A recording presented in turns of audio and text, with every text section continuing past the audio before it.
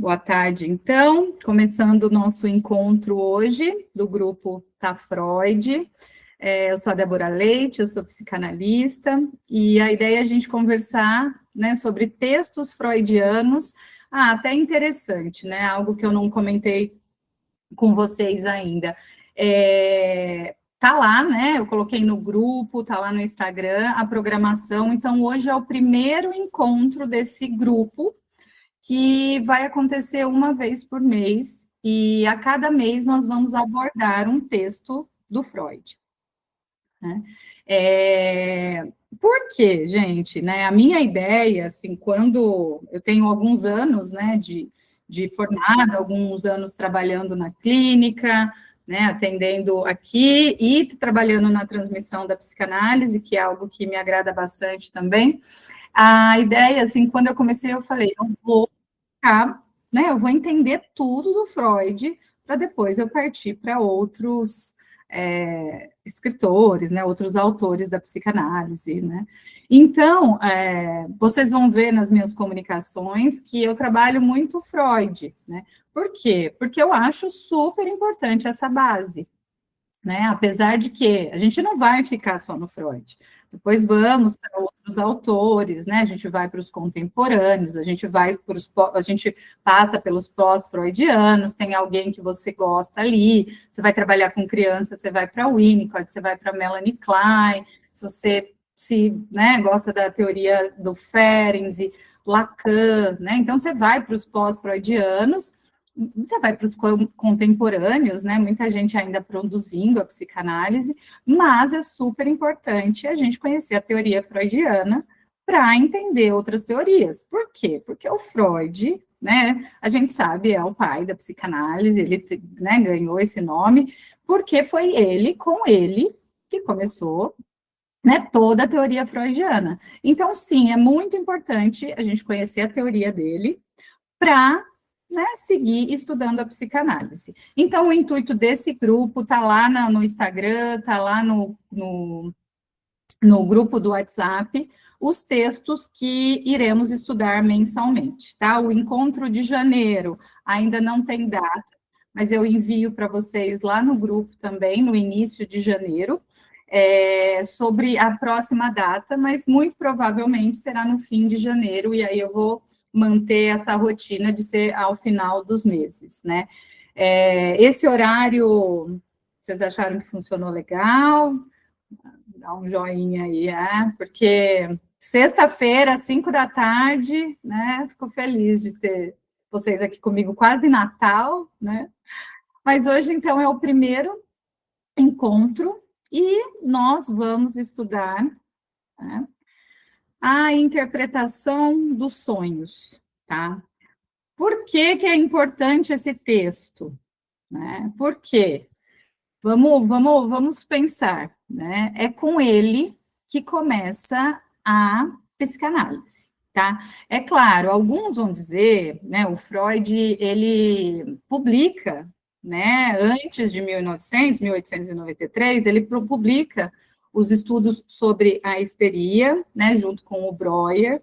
Então, ali já tinha um movimento, mas o próprio Freud, né, ele fez questão de marcar como esse início, esse livro, né, a interpretação dos sonhos. Então, a gente chama isso de um texto, mas é um livro, né, uma obra, porque ele é bem grande. A que nós vamos trabalhar hoje, então, é a versão da Companhia das Letras, que é essa versão que eu estou colocando aí na tela, né, para vocês. Mas vocês encontram também, tem essa coleção aqui, que é da LPM Pocket. Então, essa daqui também tem a interpretação dos sonhos. Este daqui é dividido em 2 livros, então tem o volume 1 e o volume 2. Por quê? Porque é um texto bem longo, tá? Mas hoje o que a gente vai trabalhar, então, é o da Companhia das Letras, que eu enviei o recorte para vocês.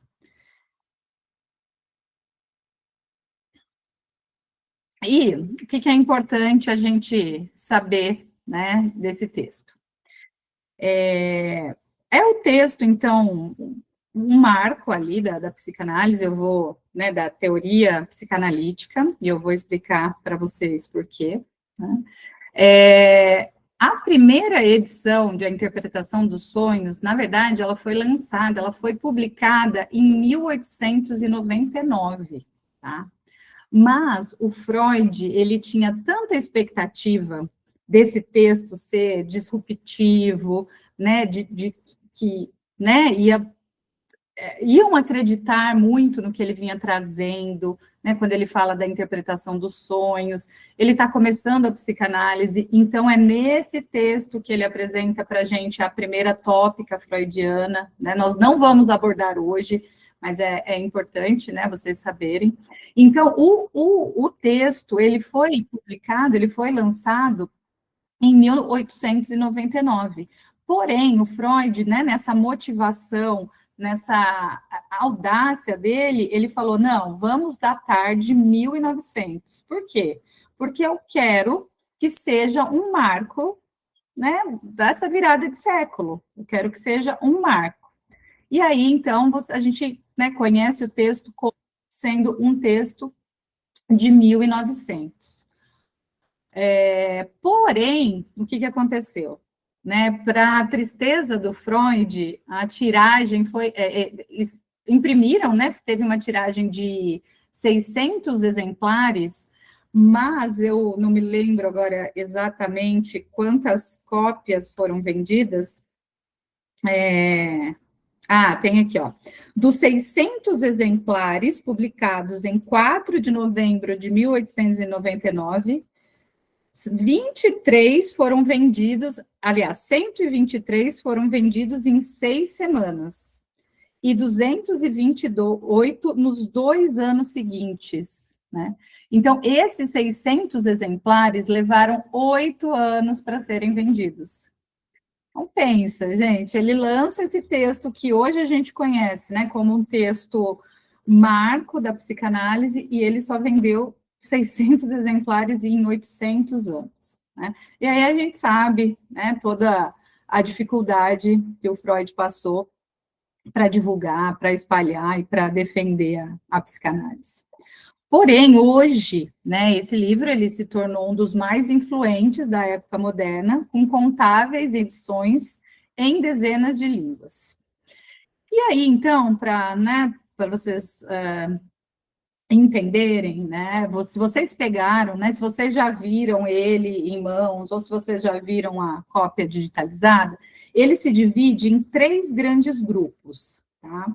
Então, essa fotinho que eu mostrei da Companhia das Letras, né, o livro todo é o texto, a interpretação dos sonhos. Então, ele se divide em 3 grandes grupos, e em 7 capítulos, tá? No primeiro capítulo, o Freud, ele revisa toda a bibliografia sobre o tema sonhos desde a antiguidade.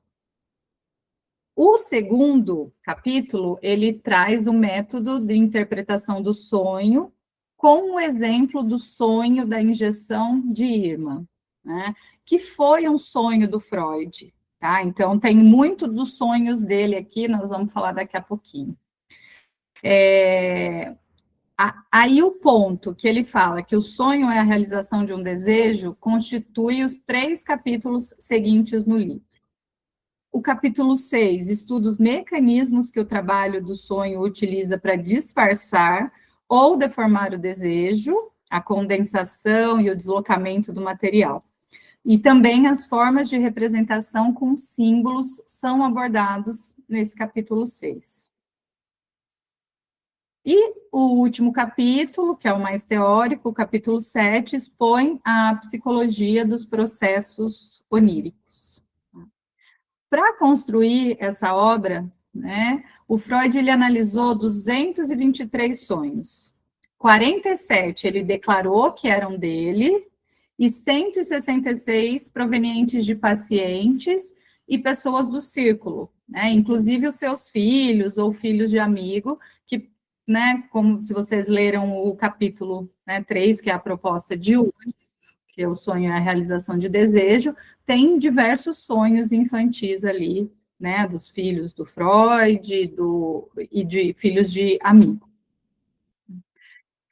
Porém, o Freud, depois, ele diz em uma entrevista que ele participa muito depois, né, que a interpretação dos sonhos é um livro autobiográfico. Né?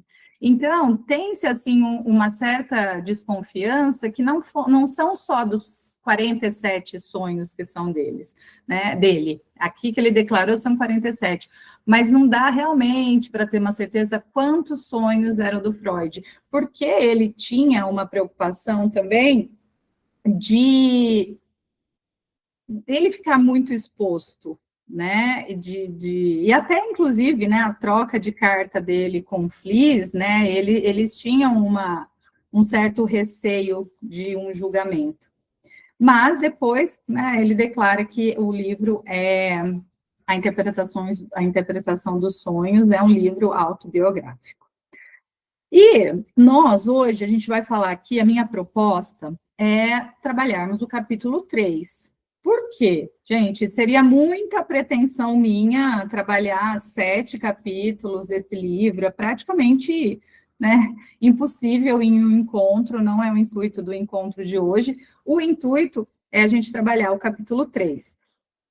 Então, nós não vamos falar das tópicas, né, mas é nesse livro, né, então, repetindo, nesse texto que o Freud introduz para a gente, está lá no capítulo 7, tá? Então, depois leiam também, se você ainda não leu, né, o capítulo 7, porque é nele que o Freud vai apresentar a primeira tópica freudiana, é lá que ele apresenta o consciente, o pré-consciente e o inconsciente. Então, ele chega, né, nessa tópica através dos sonhos. E aí, eu vou trazer para vocês um pouquinho do percurso histórico, tá? Para a gente chegar nessa questão da interpretação dos sonhos. Esse percurso histórico eu tirei aqui da biografia, tá? Freud, Uma Vida para o Nosso Tempo. Essa biografia é bastante conhecida, do Peter Gay. Olha isso, o tamanho dela, ainda estou lendo, porque é muito, né, tem muita coisa aqui, mas muita coisa está aqui e outros, né, você vai encontrando ao longo da construção dele. E, como eu disse, né, essa questão de estudar os textos freudianos, se vocês voltarem, né, vocês olharem para a programação, vocês verão que eu coloquei os textos em ordem cronológica, porque a ideia é irmos construindo juntas, tá? E juntos. Então, vamos lá. Em 1883, Freud relata para Marta, né, a Marta, esposa dele, na época ainda ela era a noiva dele. Então, em 1883, ele relata para Marta, ele diz para Marta que ele anota todos os sonhos, que ele anota os sonhos dele desde muito jovem. Né? Ele conta isso para ela, porque o Freud, então, ele tinha muito interesse por esse tema dos sonhos, né, pelos acontecimentos oníricos. Então, em 1883, ele relata isso para Marta. Em 1894, em uma carta, o Freud relata para o Breuer que sabe interpretar sonhos. Então, o Breuer, né, que foi aquele amigo, né, do Freud na área profissional, eles trabalharam juntos, ele foi um apoiador do Freud, ele acreditava no Freud, eles trabalharam, eles começaram, né, eles estudaram a histeria juntos, eles publicaram um texto juntos, o Breuer, inclusive, ajudou o Freud por anos financeiramente, porque o Freud, né, vinha de uma família que não tinha recursos, o Freud judeu, sofria, né, muitos preconceitos, ele já começa a atuar logo depois da formação em medicina, porque ele realmente precisava de dinheiro, mas ele queria continuar estudando, e o Breuer, né, então, o ajudou muito, né, e aí o Breuer, ele fala então para o Breuer que ele sabe interpretações. Em 1895, em uma carta, Freud diz a Fliss que o sonho é a realização de um desejo. Então, vejam, né, em 1895, ele já estava estudando sobre isso, e ele já estava, muito provavelmente, escrevendo e criando a primeira tópica freudiana e estudando, né, esse tema dos sonhos. Em 1896, morre o pai de Freud, tá? E esse é um marco muito importante na teoria psicanalítica, tá? O Freud, ele ficou bastante afetado, né, com a morte do pai dele, com o luto do pai dele. Então, leiam, né, se vocês tiverem disponibilidade, tempo, e na verdade não é disponibilidade, é disposição, leiam a biografia, que é bem interessante, mas né, a morte do pai do Freud foi algo, né, que vocês já devem ter se deparado em alguns textos também, como foi um marco para o Freud, né? Então, ele tinha uma relação um tanto quanto dificultosa com o pai, então tem aquela questão que ele desejou a morte do pai, depois o pai, né, realmente vem a falecer, tem aquela cena também que está em alguns dos textos, que ele vê o pai dele sofrendo um certo tipo de preconceito na rua, né, o pai dele é judeu, então passa uma pessoa e tira o chapéu, assim, do pai do Freud, e o Freud vê que o pai dele não faz nada, então o Freud acha o pai dele muito pacato, né, então 1896 foi um ano bastante marcante, e por quê? Né, também, porque aí ele começa a analisar os sonhos dele, que vem a partir da morte do pai. Em 1897, também tem um acontecimento bem interessante, que, né, o Freud vem constituindo, então, essa teoria freudiana, que ele escreve para o Fliss, o Freud escreve: não acredito mais nas minhas neuróticas. Essa é uma frase muito conhecida também, que gera, né, algumas vezes gera um certo tipo de desconfiança, mas o que o Freud quis dizer com isso? Então, ele não quis dizer que ele não acreditava mais numa neurótica, numa paciente neurótica, né? Nesse período, Freud, ele está, então, repensando a teoria da sedução, né? Na verdade, a teoria da fantasia, aliás, a teoria da sedução, né? Por quê? Na teoria da sedução, o Freud acreditava, lembram-se que quando os casos clínicos, né, que ele atendeu, o caso Dora, né, que as mulheres apresentavam sintomas histéricos devido a abusos que elas sofreram na infância por homens. Então, ele começou a perceber isso nas pacientes histéricas dele, que tinha esse relato, né, esse relato de abusos, né? Então, ele cria essa teoria da sedução, que os homens adultos seduzem, né, as meninas, e aí, por isso, que elas se tornam neuróticas, aliás, histéricas. E aí, mas aí o que o Freud começa a perceber, né? Como aparece muito isso na clínica, ele se questiona, né? Então, ou nós estamos em um mundo muito perverso, né? Ou essas meninas estão fantasiando, né? Ou então, necessariamente, não existe um abuso, né? Existe realmente né, um desejo e elas fantasiam, né? E aí, ele substitui a teoria da sedução pela teoria da fantasia. E aí ele começa a entender, e por isso que eu trouxe esse ponto aqui, ele começa a pensar sobre a verdade, assim, a psique humana, né? Que a verdade psíquica não necessariamente é a verdade, tipo, algo que aconteceu mesmo, né? Então, é aí que ele se firma, né, para nos apresentar a tópica freudiana. Ele fala, tá, existe um inconsciente, né? Tem algo aí. A verdade psíquica não necessariamente é a verdade, né, do que aconteceu. Por isso que quando, né, os pacientes que chegam, né, os nossos analisandos, a gente sempre, né, eu sempre desconfio dos pacientes, porque é uma verdade psíquica, ou seja, é algo para ele que é verdade, mas não necessariamente é algo que aconteceu. Então, o Freud, né, começa a trabalhar com isso, né, com os conteúdos inconscientes. E em 1897 também, o Freud, ele diz, né, a Flies, em uma carta, que tem sentimentos amorosos pela mãe.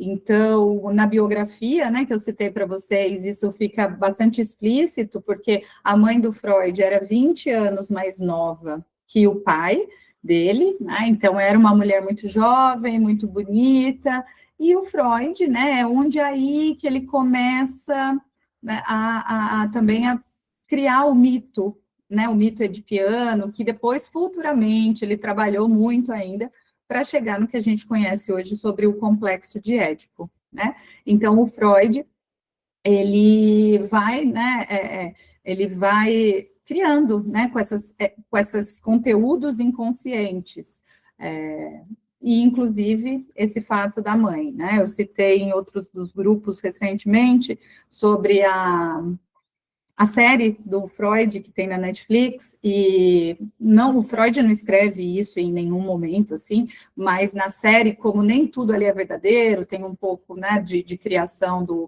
do autor, mas tem uma cena que o Freud sonha que está tendo relação sexual com a mãe. Então, é esse mito edipiano. Né? Então, ele vai trabalhando aí esses conteúdos inconscientes. Quando, então, em 1899, ele publica, né, o livro, A Interpretação dos Sonhos, mas que é datado de 1900. E o livro fracassou, como eu citei, venderam pouquíssimas cópias, e o Freud também, hoje, a edição que nós lemos hoje, né, é a última versão, né, essa da Companhia das Letras, mas ele foi fazendo alterações ao longo da vida, né, conforme ele ia. Por isso que é muito importante, quando a gente lê as obras do Freud, ler as notas de rodapé, porque quando ele está lá na frente, ele retoma o texto anterior e vai colocando, vai fazendo algumas alterações, tá? Então, chegamos aí em 1900 com a interpretação dos sonhos, né? E aí, vamos falar do capítulo 3, que o sonho é a realização do desejo. Primeira coisa, né, para Freud, não existem sonhos premonitórios ou misticismo, tá? Para o Freud, os sonhos pertencem ao sujeito, né? Não tem nada de místico, não tem nada de premonição. Então, na nossa clínica, né, a gente vai ouvir muitas questões sobre sonhos, porque é algo, né, muito comentado, né, algo muito falado em nossa sociedade. O sonho ocupa, né, esse lugar de premonição. Ah, então sonhei, o avião vai cair, né? Ou quem aí é da época do jogo do bicho, né? Sonhei com zebra, vamos jogar na zebra. Sonhei com cobra, joga na cobra. Para o Freud não tem nada disso. Né? Então, nós, psicanalistas, a gente trabalha com os conteúdos do sonho que só pertencem ao sujeito. Tá? Também não tem como interpretar um sonho geral, né? Porque o sonho é daquela pessoa, né? Não tem como sonho, aqueles livros também de interpretação de sonhos, sonhar com cobra, aí você abre lá, significa tal coisa, né? Sonhar com. Eu nem sou boa nisso de dar exemplos, mas não tem, né? A gente sabe que o Jung, ele trabalha de uma forma diferente, foi por isso que o Freud e ele romperam, né? Mas nós aqui vamos estudar a teoria freudiana, né? Então, entendam que não existem sonhos premonitórios, que não tem misticismo, que não tem interpretação de sonhos, que não dá para um amigo seu também chegar e falar, né, Débora, sonhei com isso, interpreta para mim? Não. né? O sonho vai ser interpretado na análise, né? Não é uma interpretação genérica, não? E aí tem uma frase do Freud, nesse texto, que ele diz: o sonho é a real estrada que conduz ao inconsciente. Tá? O que ele quer dizer com isso? Né? Depois ele vai trabalhar, e se vocês já estudaram vão se lembrar, que ele vai nos apresentar futuramente, né? Aqui a gente está em 1900 ainda, mas ao longo da obra dele, ele vai nos apresentar outras formas de acessar o inconsciente, né? Ou outras formas, na verdade, não de acessar, mas outras formas em que o inconsciente se manifesta. Os xistes, os atos falhos, né? Mas, para o Freud, a principal manifestação do inconsciente é através dos sonhos. Né? Por quê? Porque dormindo, a nossa censura está reduzida. Né? O nosso super-eu, vamos pensar assim, está ali adormecido.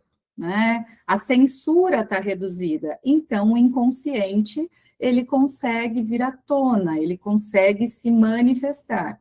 Por isso, é muito importante, na clínica, a gente trabalhar com a interpretação dos sonhos.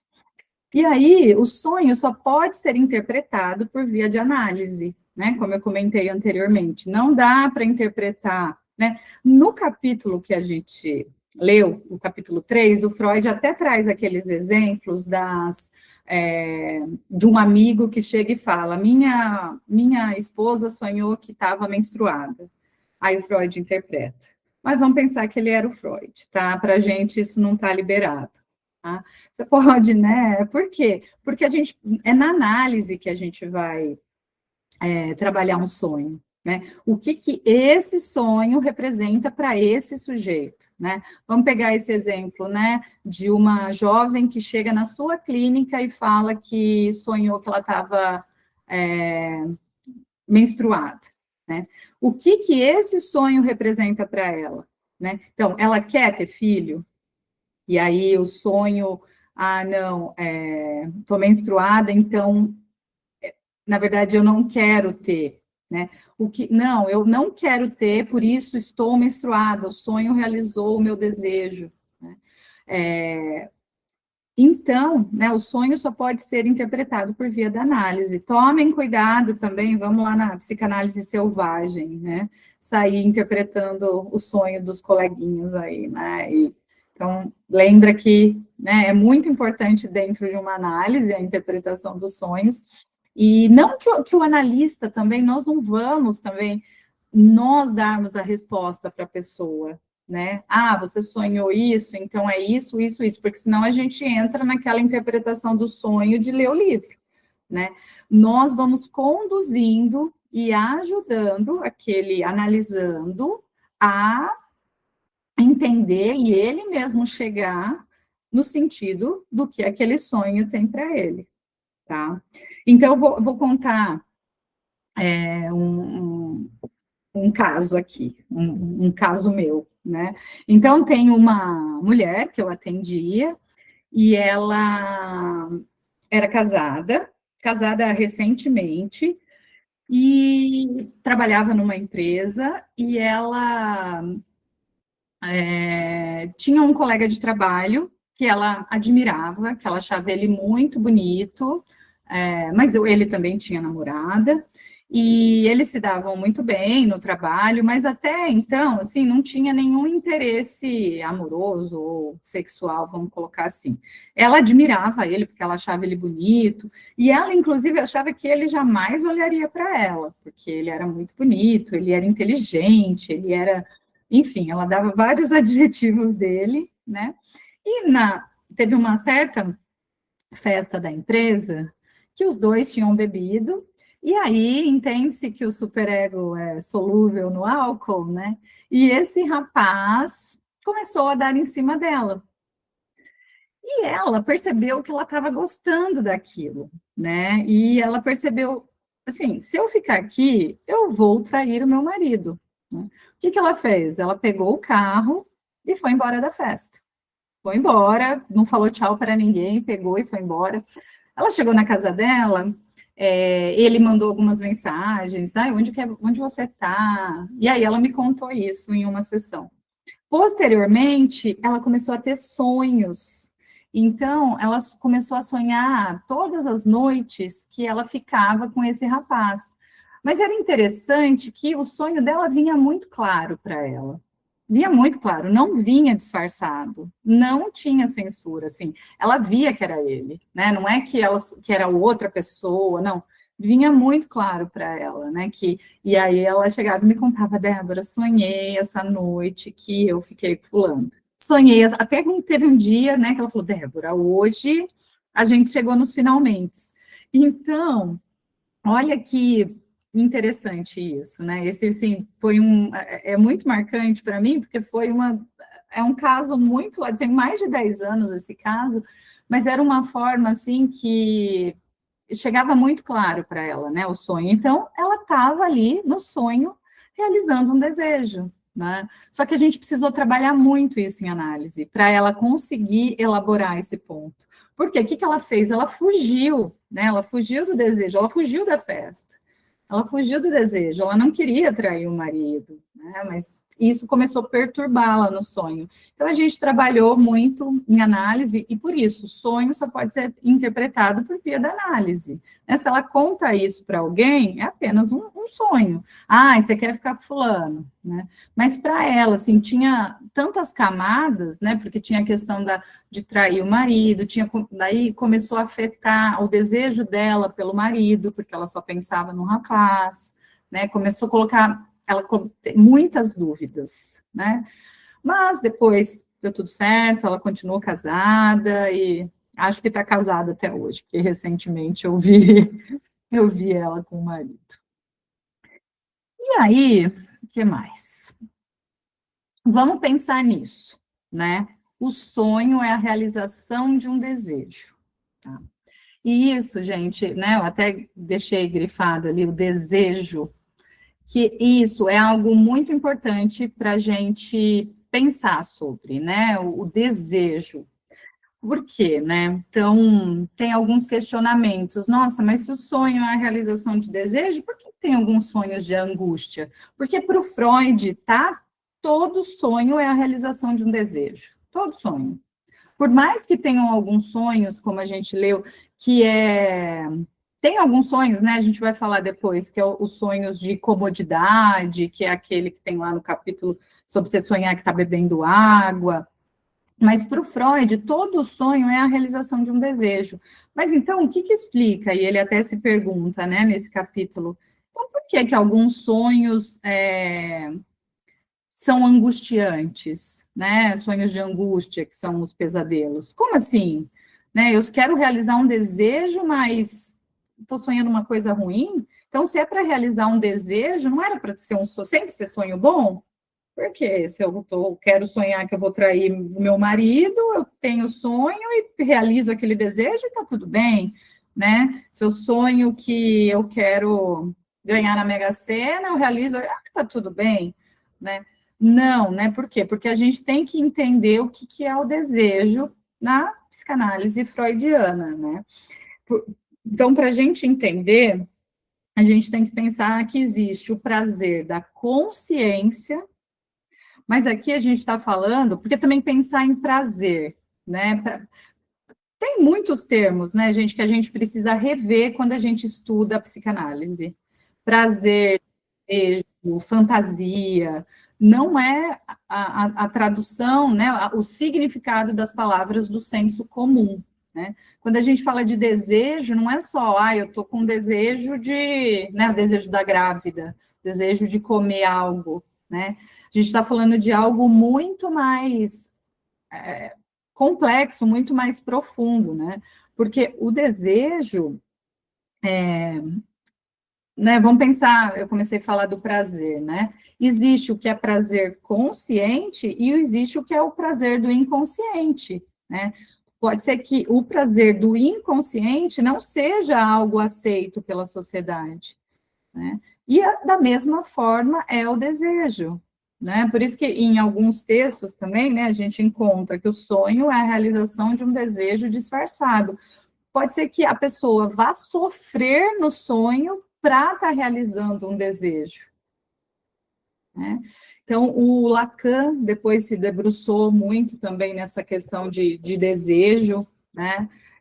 Eu também sempre indico, né? Tenham aí com vocês o vocabulário da psicanálise, né?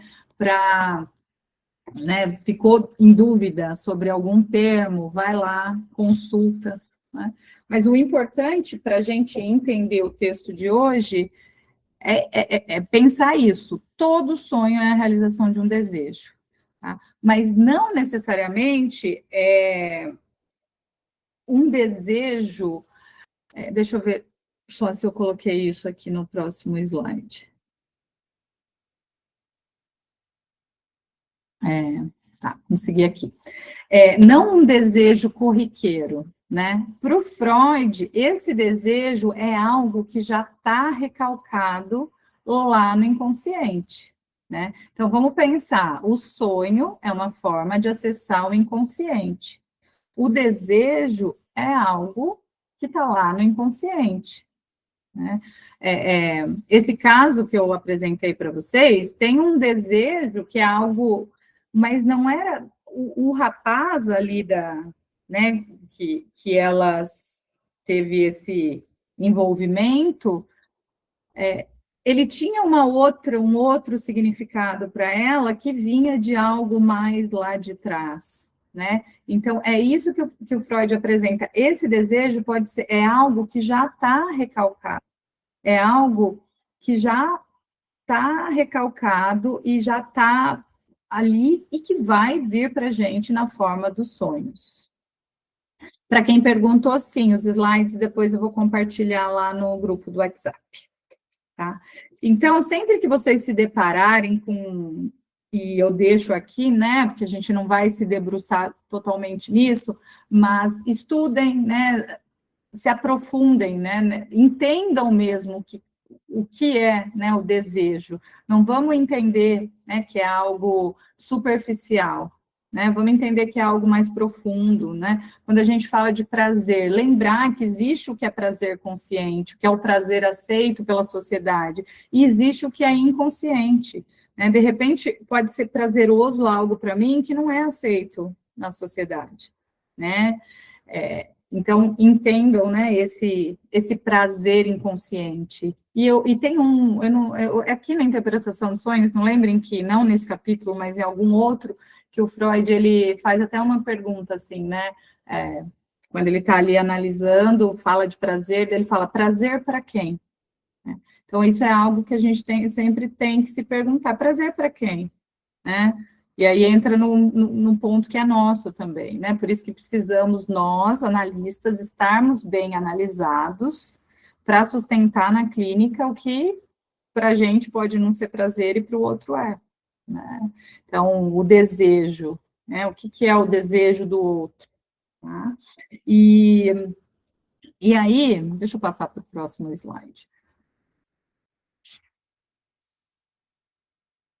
O Freud, né, tem um determinado momento do texto ali que ele se indaga a característica universal dos sonhos serem uma realização de desejos. Então, ele também está construindo a teoria ali, né? Como eu trouxe, ele revisou, ele anotava os sonhos dele desde muito jovem, ele fez esse sonho baseado nos sonhos dele e outros sonhos que ele ouvia, ele teve aquele marco da morte do pai dele, então teve essa questão, esse desejo incestuoso pela mãe, então ele está estudando essa interpretação dos sonhos, e ele se indaga se realmente os sonhos são a realização de desejos, pois existem conteúdos claramente interpretáveis, como sendo realização de desejo. Por exemplo, esse exemplo que eu trouxe para vocês,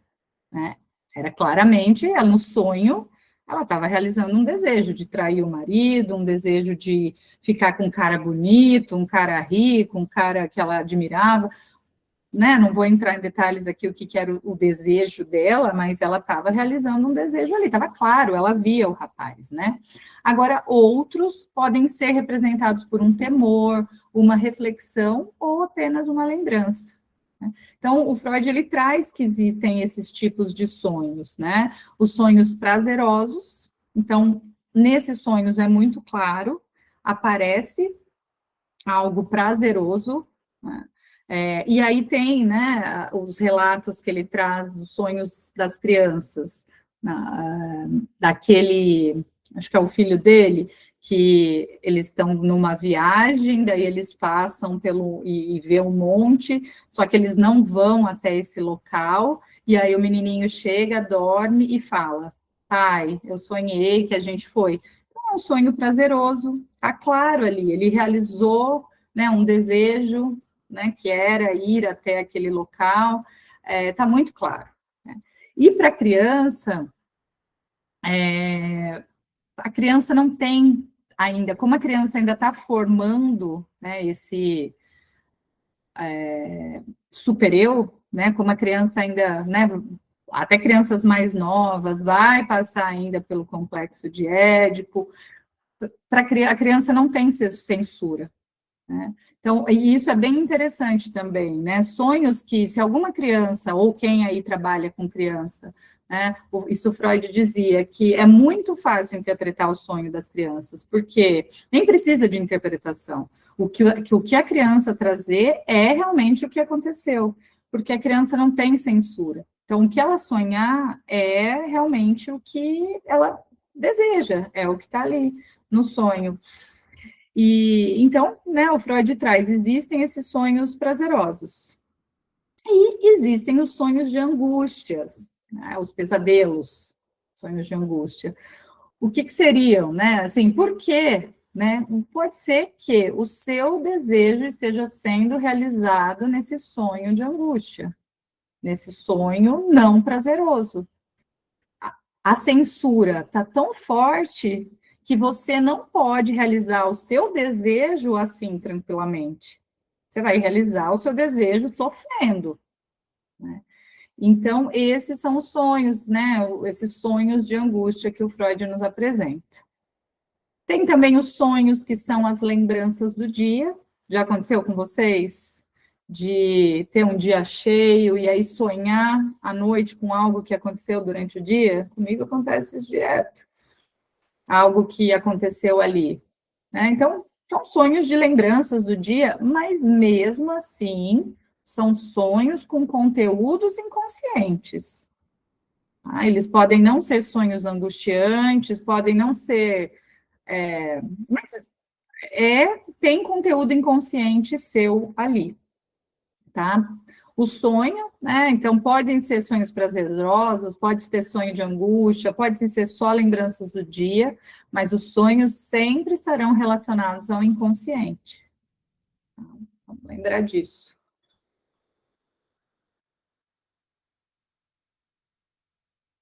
E aí, o Freud traz para gente, né, que existem sonhos fáceis de provar como sendo a realização de um desejo. Então, quando comemos alimentos salgados, podemos sonhar que estamos bebendo água antes de despertar com a sede. Já aconteceu isso com vocês? Ou sonho, né, que... ficou junto aqui algumas palavras. Sonha que... Né, é muito interessante. Sonha que está indo, né, que você está indo do banheiro, você sonha que você está fazendo xixi. Aí você acorda e fala, nossa, não, estou aqui na cama, você tem que correr para o banheiro. Né?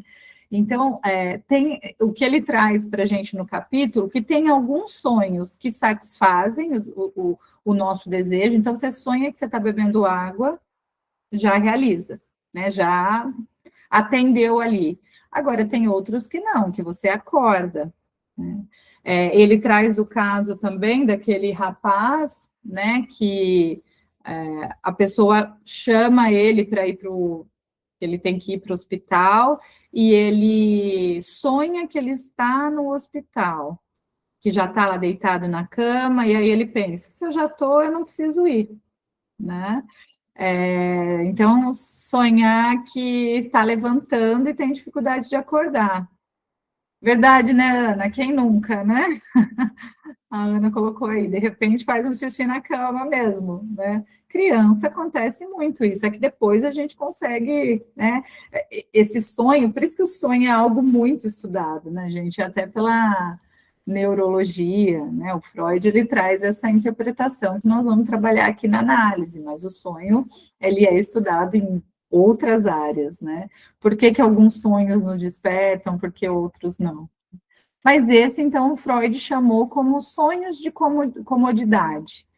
Tem ali conteúdos do inconsciente, mas não tem um conflito, vamos pensar assim, né? É algo muito cômodo, é conveniência, tem tradução que traz como conveniência. Tem conteúdo ali inconsciente, mas foi porque eu comi algo antes de dormir, né? Então, esse é o tipo mais leve, mais tranquilo. E, né, só comentando um pouquinho dos sonhos em crianças, como eu já disse um pouquinho, mas o Freud, no capítulo 3 traz vários exemplos, né? Ele vai ali falando bastante sobre os sonhos das crianças, e ele diz que são formações simples, pois as suas produções psíquicas são menos complicadas que dos adultos, e frequentemente são pura realização de desejo. Então, para a criança é uma compensação, né? Eu não consegui aquilo. Dia desses, meu filho, ele tem momento limitado, né, de tela, para assistir tela, e ele acordou e ele falou assim para mim: mamãe, sonhei que você me deixou assistir desenho o dia inteiro. Então, era muito claro ali, né? Era essa compensação, era esse desejo, né? Essa limitação, porque eu estou ali castrando ele, né? Não, não pode assistir tela. Então, é a pura realização do desejo e é uma formação psíquica pouco complicada. Não tem censura, né? Isso vem claro para a criança. Freud sonhos de criança são simples e a censura pouco atua. Então, o Freud afirma que todos os nossos sonhos são infantis. Obrigada, Daniela. Depois você termina de assistir a gravação. Então, o Freud afirma que todos os nossos sonhos são infantis. Tá? Depois a gente pode conversar mais um pouquinho sobre isso. E aí, logo, né, ali no final do texto, a gente já está terminando, então, ele, lá no finalzinho, eu copiei lá do texto, o Freud escreve assim: não sei com o que sonham os animais.